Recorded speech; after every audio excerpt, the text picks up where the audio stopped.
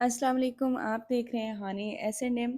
بشرا Bibi Peshawar میں ہیں، party meetings اور اجلاس ہو رہے ہیں اور عمران خان ہدایات دے رہے ہیں اور بشرا بی بی ان پر عمل کروا رہی ہیں۔ کیا بشرا بی بی کے باہر آنے اور جیل سے رہائی کے بعد پارٹی میں کوئی چینجز آئیں گی یا بشرا بی بی اپنا گروپ بنائیں گی، علیمہ خان اپنا؟ یہ ساری باتیں ہوتی رہیں گی۔ ساتھ ساتھ دوسری بڑی خبر، عمران خان کی ملاقاتوں پر پابندی ختم ہوئی اور اب اڈیالہ جیل میں اب وہ ساری سہولیات موجود ہیں جو پہلے ہٹا دی گئی تھی۔ ان سب پر بات ہوگی اور اس پر بھی بات کرنی ہے کہ چیف جسٹس بننے کے بعد یا چیف جسٹس کا لفظ اٹھانے کے بعد یحییٰ آفریدی نے کچھ ایسے اقدامات اٹھائے ہیں جن کا بڑا ہی پازیٹیو تاثر ملا ہے۔ ججز میں جو تفریق تھی، جو اختلافات اور جو نفرت کا بیج قاضی فائز عیسیٰ نے بویا تھا، اس میں کمی آئے گی۔ اور ان سب موضوعات سے پہلے یہ بھی بتاؤں گی کہ بڑی کرسی چھوٹا آدمی میں بات کر رہی ہوں قاضی فائز عیسیٰ کی، جس نے پاکستان میں اور پاکستان کے عوام کے لیے سیاہ ترین دن گزارے، انسانی حقوق کے حوالے سے، الیکشن کے حوالے سے، سیاست اور عدلیہ کے حوالے سے۔ قاضی فائز عیسیٰ جس کا گٹھ جوڑ تھا حکومت کے ساتھ، جو کہ اب سامنے آیا ہے، اور قاضی فائز عیسیٰ جس نے عدلیہ کی عزت خاک میں ملا دی تھی۔ خیر، بذریعہ ترکی، بذریعہ استنبول، لندن روانہ ہو گئے اپنی اہلیہ کے ساتھ۔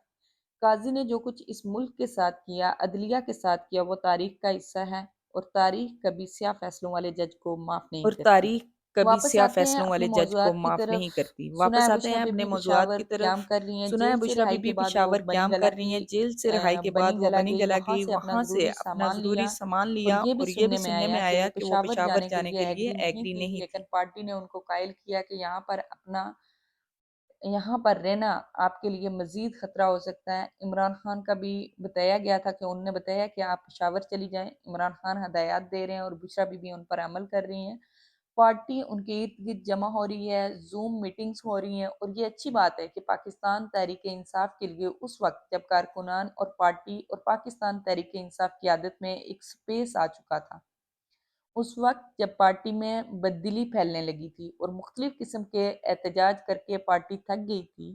پارٹی مختلف رانگ نمبر، پارٹی کے اندر جو رانگ نمبر تھے وہ گھسے ہوئے تھے اور جو اختلافات اور انتشار پھیلا رہے تھے، اس وقت جب پارٹی والے ایک دوسرے کو مشکوک سمجھ رہے تھے، اس وقت بشرا بی بی کا عمران خان سے رابطہ ہوا اور عمران خان کا ٹرسٹ جتنا بھی تھا وہ بشرا بی بی پہ ہے، اس سے زیادہ ان کا آج تک کسی پہ ٹرسٹ نہیں ہے۔ اب ایسا لگتا ہے کہ وہ سارے اختلافات، شک و شبہات ختم ہوں گے اور پارٹی میں بہتری آئے گی، لیکن یہاں عمران خان کا رابطہ بحال ہو جائے گا۔ ایک اور بات آپ کو بتاتی چلوں کہ جب عمران خان اور بشرا بی بی کی شادی ہوئی تو ان کی چاروں بہنیں جو تھیں ان کی شریک نہیں ہوئی تھی، ان کا آپس میں اختلافات رہا ہے اور اب تک ہے، اور کبھی بھی تعلقات ان کے آپس میں خوشگوار نہیں ہوئے۔ پہلے بھی جب جیل میں پیشگیوں کا معاملہ ہوا تب بھی ان کی ایک دو دفعہ آپس میں منہ ماری ہوئی، لیکن اس کے باوجود علیمہ خان اور بشرا بی بی کا ایک ہی موقف اور ایجنڈا ہوگا۔ جب تک کہ عمران خان کا ٹرسٹ بشرا بی بی پر بنا رہے گا، بشرا بی بی تب تک کمانڈنگ پوزیشن میں ہی رہے گی۔ اڈیالہ جیل میں عمران خان کو ایکسرسائز کی مشین مل چکی ہے، اخبار کی سہولت بھی میسر ہے، ٹی وی اب تک جو ہے بحال نہیں ہو سکا، باقی باہر نکل رہے ہیں، ایکسرسائز کر رہے ہیں، حالات بہتر ہو گئے ہیں، پابندیاں ہٹ گئی ہیں۔ اب ہم بات کرتے ہیں پاکستان کی سب سے بڑی عدالت کی، سب سے بڑی عدالت جو کہ اب بے اختیار ہے، سپریم کورٹ کی بات کر رہے ہیں۔ سپریم کورٹ کے پاس اب از خود نوٹس لینے کا اختیار نہیں ہے، ایڈوائس دینے کا اختیار نہیں ہے، کسی ایگزیکٹو کو، سپریم کورٹ کو آئینی اور سیاسی کیس سننے کا اختیار نہیں ہے۔ سپریم کورٹ اب ایک محدود دائرے میں کیس سنے گی۔ اس بے اختیار سپریم کورٹ کے چیف جسٹس لگے یحییٰ خان، ان نے الف اٹھایا، الف اٹھانے کے بعد ان نے دو بہت بڑے اہم کام کیے۔ پہلا کام ان نے یہ کیا کہ چیف جسٹس بننے کے فوراً بعد فائز عیسیٰ، قاضی فائز عیسیٰ کے لاڈلے اور فائز عیسیٰ خان کے دور کے ہم خیال بینچ کے اہم رکن جو کہ جسٹس، ان کو ہٹا دیا۔ Supreme court practice and procedure committee سے نکال دیا گیا ہے۔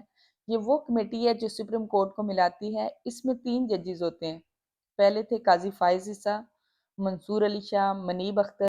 لیکن حکومت اب تو لگ رہا ہے کہ قاضی فائز عیسیٰ کے کہنے پر لائی ہوگی، کیونکہ حکومت کو لوٹوں کی ضرورت تھی، اس لیے حکومت لے آئی supreme court practice and procedure ترمیمی آرڈیننس، جس میں قاضی فائز عیسیٰ کو اختیار تھا बल्कि काज़ी फ़ाइज़ ईसा को इख्तियार दिया गया कि आप एक सीनियर जज होगा और दूसरा जो आप अपनी चॉइस का सिलेक्शन कर लें।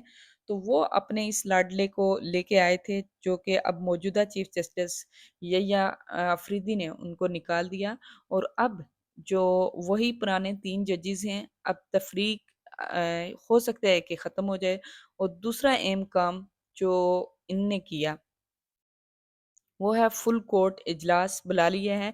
ये जस्टिस मंसूर अली शाह का मुतालबा था जो काज़ी फ़ाइज़ ईसा ने पूरा नहीं किया था।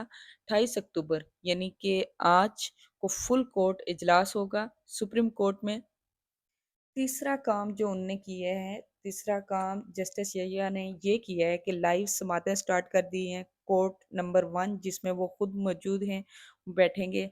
जस्टिस मोहम्मद अली मज़र को इसका इंचार्ज बनाया है, ये वही मोहम्मद अली मज़र हैं जो बल्ला छीनने में जस्टिस काज़ी फ़ाइज़ ईसा के बेंच में शामिल थे। एक दफ़ा फिर बताती चलूँ कि ये बेइख्तियार सुप्रीम कोर्ट इसके पास अज़खत नोटिस का इख्तियार नहीं है, आइनी और सियासी मुकदमे लेने का इख्तियार भी नहीं है, एग्ज़ेक्टिव को एडवाइस करने का इख्तियार नहीं है। बहरहाल जो भी था इब्तिदा अच्छी की है, first impression is the last impression. उम्मीद है कि मज़ीद भी अच्छे-अच्छे फ़ैसले करेंगे और अब तक हम मज़ीद जो भी कोई न्यू अपडेट होगी जो कि टीवी आपको 20% दिखाएगा और वो हम आप तक पहुँचाएँगे। पाकिस्तान ज़िंदाबाद।